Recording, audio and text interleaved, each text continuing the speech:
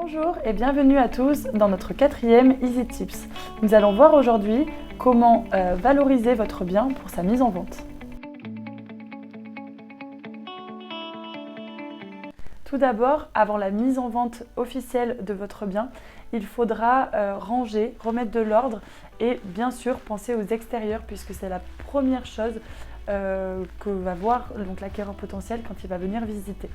Faire les petites réparations vont également faire partie des choses importantes pour la vente de votre bien parce qu'ils peuvent vite donner une impression de mauvais entretien ou de bien pas dans un bon état. On va facilement regarder en fait les petits détails et s'il reste des petites finitions, ça peut être les poignées de porte, ça peut être également les interrupteurs, les plinthes, un mur qui va être abîmé ou troué.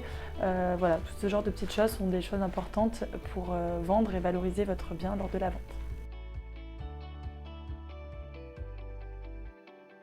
Faire de jolies photos de votre bien va également faire partie des choses importantes pour la mise en vente.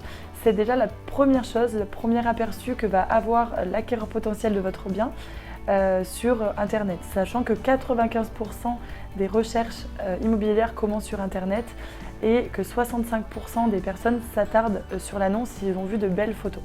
Donc c'est un critère vraiment indispensable. Chez Isivantimo, nous faisons appel à un photographe professionnel afin de présenter votre bien sous le meilleur angle.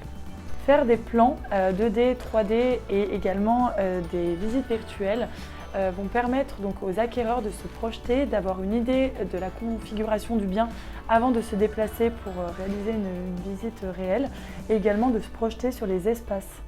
Le homestaging est également une technique que vous pouvez utiliser si votre bien est dans un état de rafraîchissement important. Donc on peut utiliser le homestaging virtuel qui va permettre aux futurs acquéreurs de se projeter et de voir à quoi pourrait ressembler le bien une fois rénové, en sachant que plus de 90% des personnes n'arrivent pas à se projeter dans un bien qui est avec de gros travaux de rénovation.